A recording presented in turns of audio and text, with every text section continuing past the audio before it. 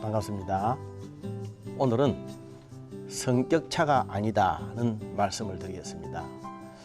여러분들은 혹시 부부지간에 성격이 잘 맞습니까? 혹시 성격 때문에 무슨 트러블이 자주 생기지는 않습니까? 혹시 성격 때문에 결혼한 것을 후회하지는 않으십니까? 오늘은 성격차가 아니다는 말씀을 드리도록 하겠습니다.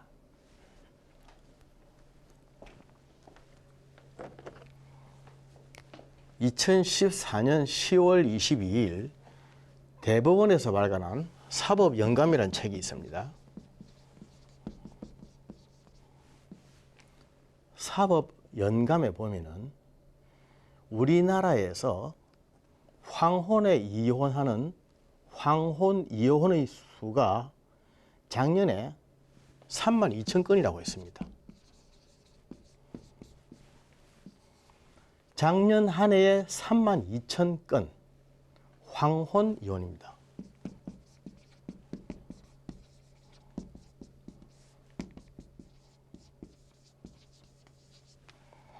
황혼 이혼이라고 하는 것은 결혼한 지 20년 이후에 하는 이혼을 말하죠. 황혼 이혼에 반대되는 것이 신혼 이혼 아닙니까?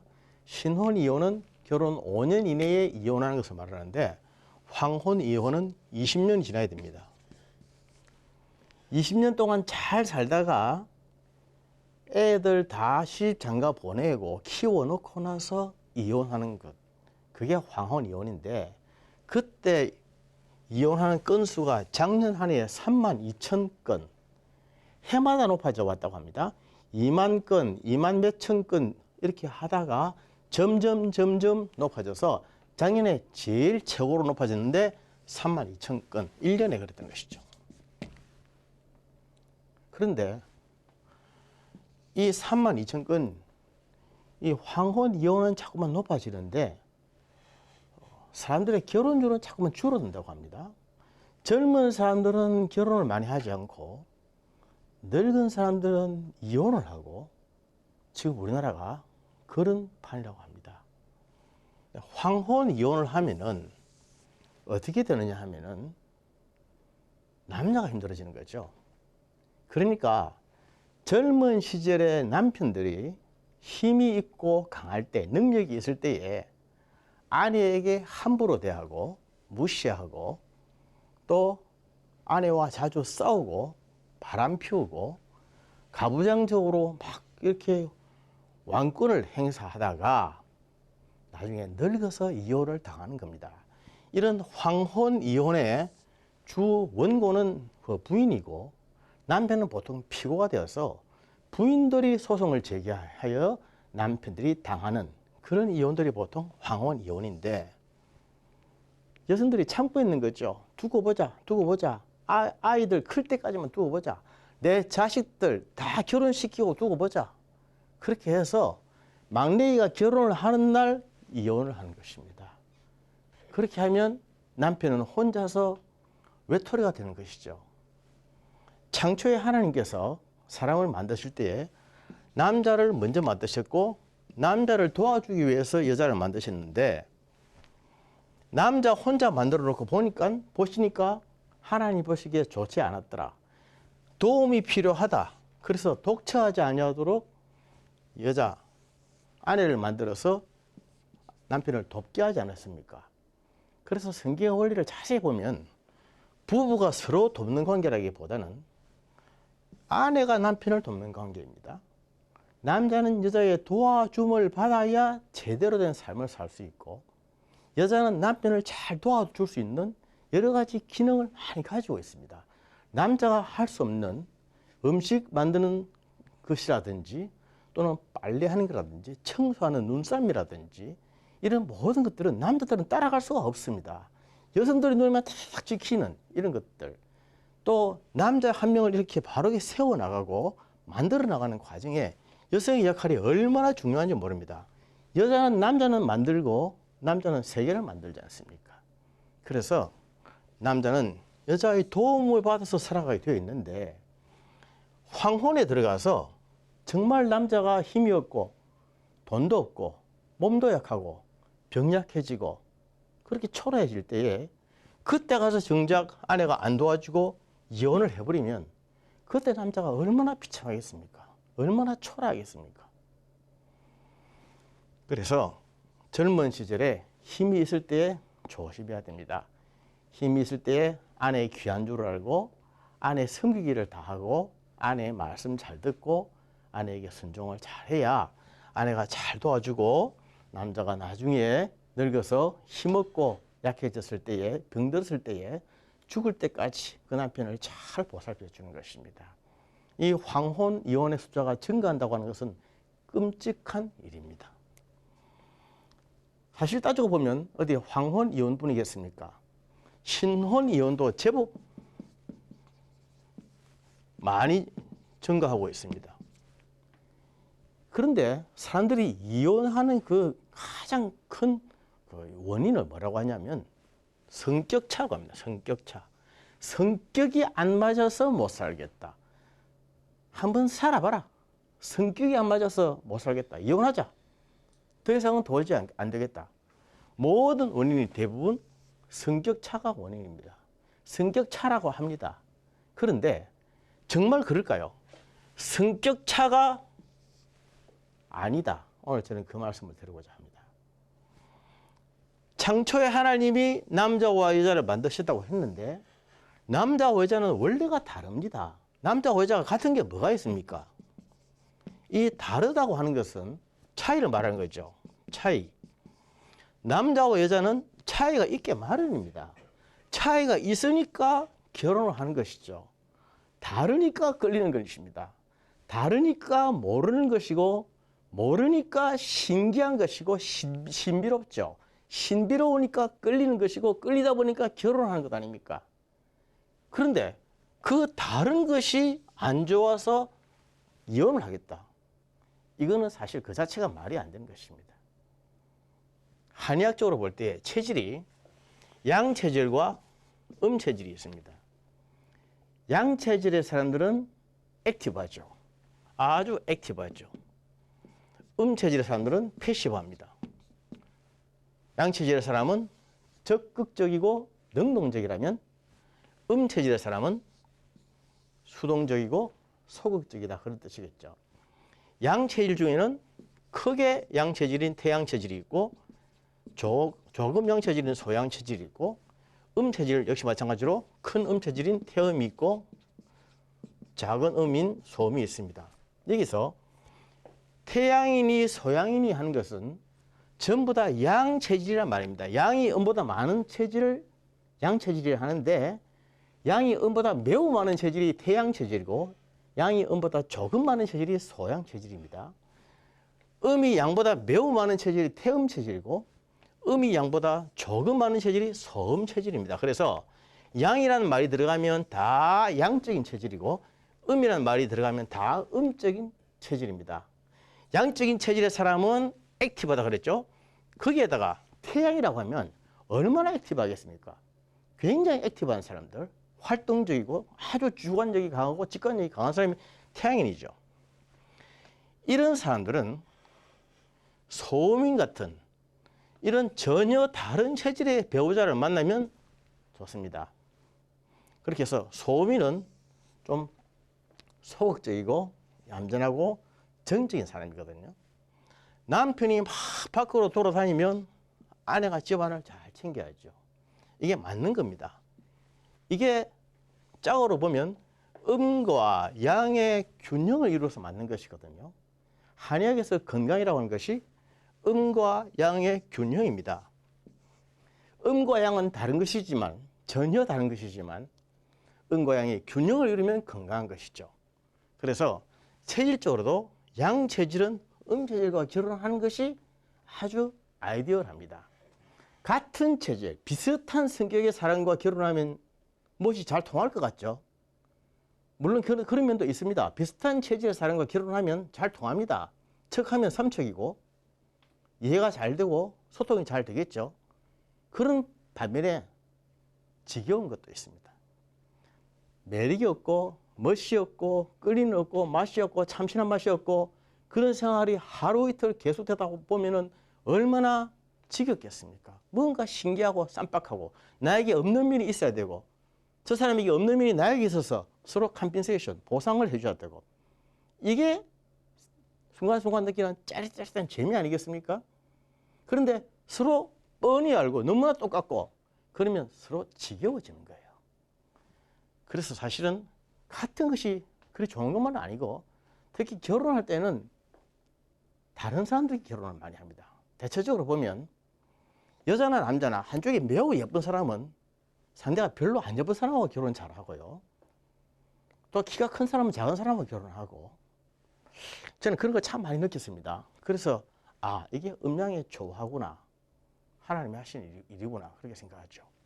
그래서 원래는 성격이라는 것은 차가 있는 것입니다.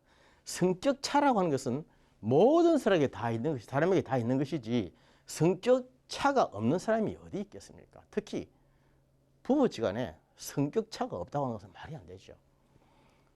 그런데 이혼의 이유가 성격 차 때문이다. 이건 아니란 말입니다. 성격 차가 있어서 이혼할 수는 없습니다. 성경 어디를 봐도 성격이 다른 것들랑 이혼하라 그런 말씀이 있습니까? 없습니다. 성경에는 절대로 그 말 없습니다. 부부 중에 한 사람이 간음을 했다든지 하는 이유 외에는 이혼을 허락하지 않습니다. 그런데 오늘날 사람들이 말하는 황혼 이혼이든 신혼 이혼이든 그 이혼의 주된 이유가 성격 차라고 하는, 물론 겉으로야 성격 차라고 하겠죠. 그러나 속으로는 다른 이유가 있겠죠. 그것은 모르겠지만 그러하더라도 그러한 이유는 내세울 수 없다고 하는 것이죠. 성격은 다른 것이 맞는 것이고 다른 사람들끼리 조화되는 것이 옳은 것입니다. 소양이는 태음인과 결혼하면 좋죠.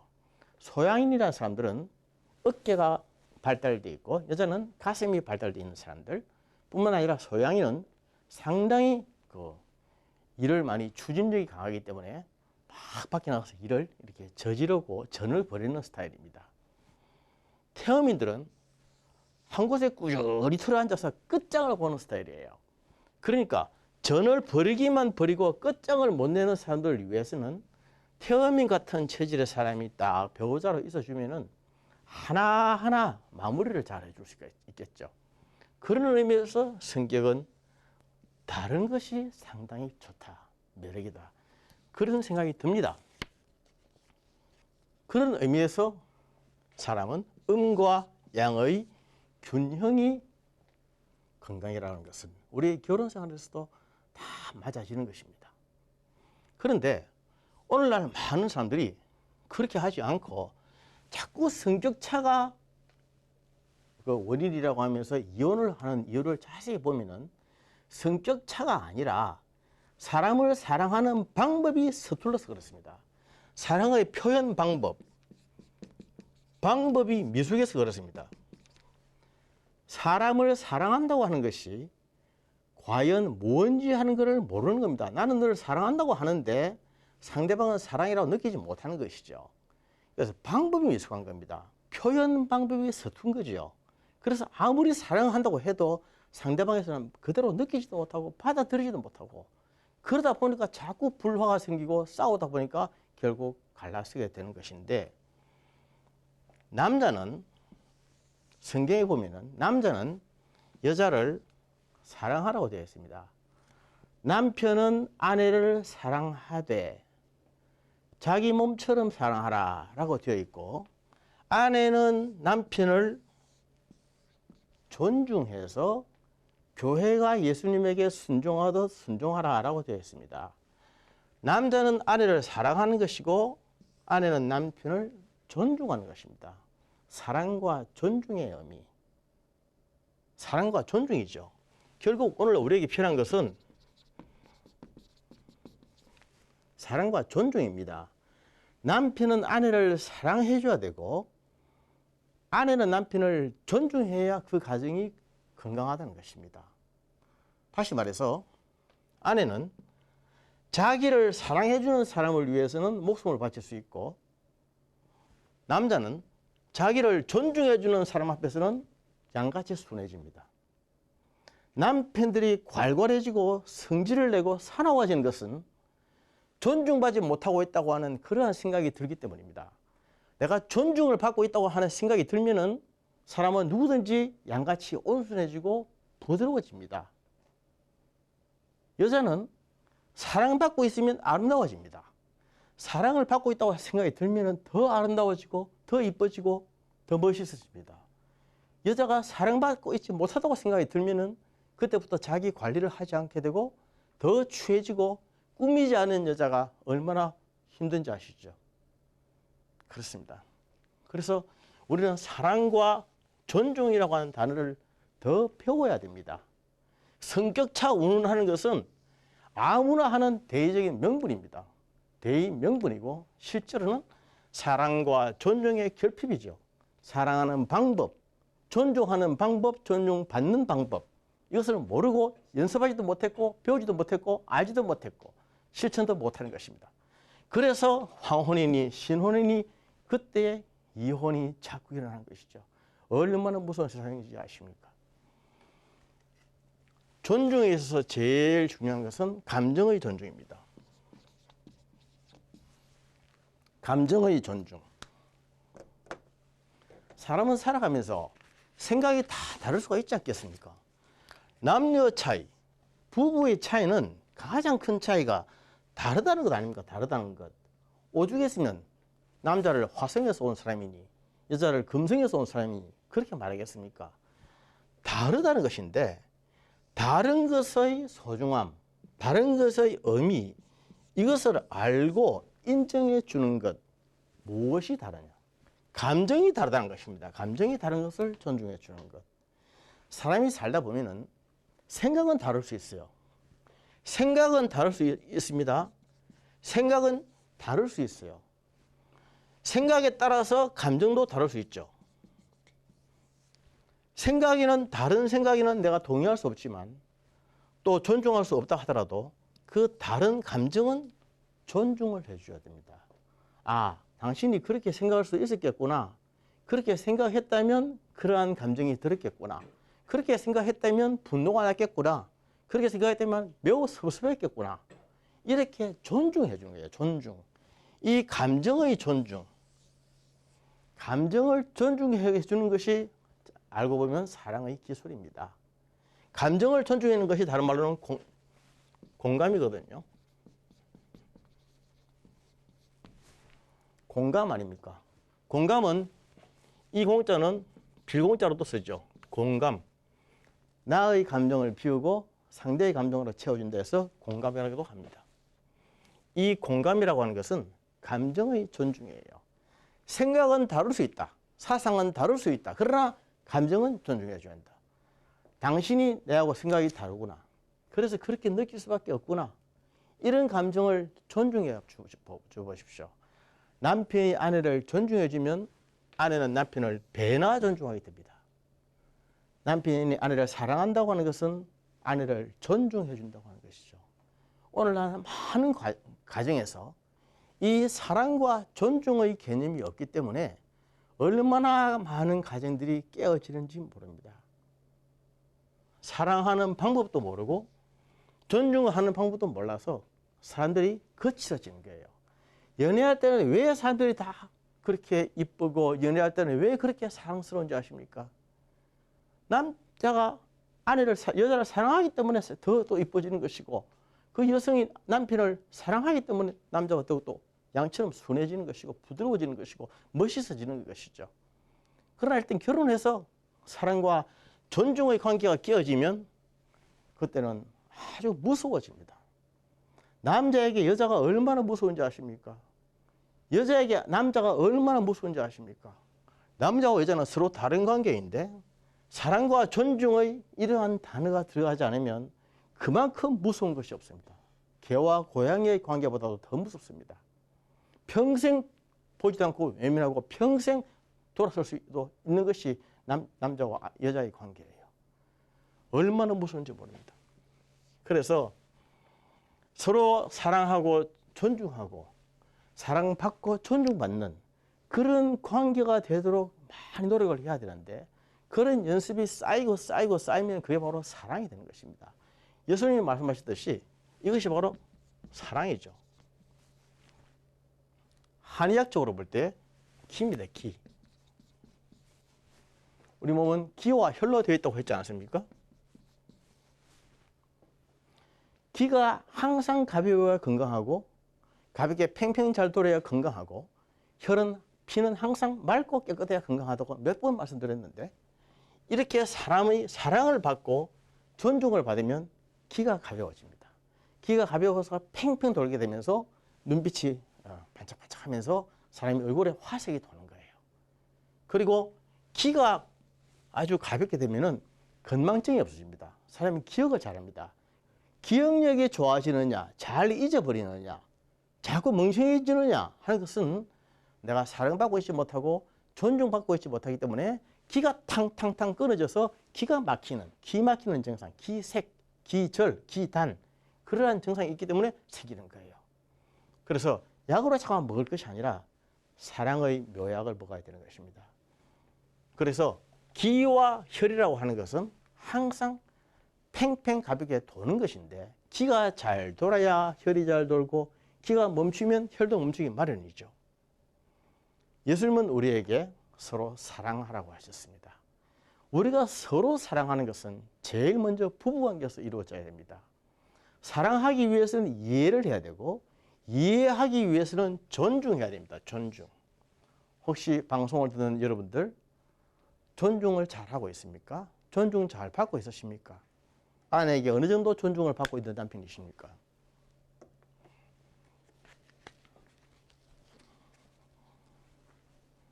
성격차가 아닙니다.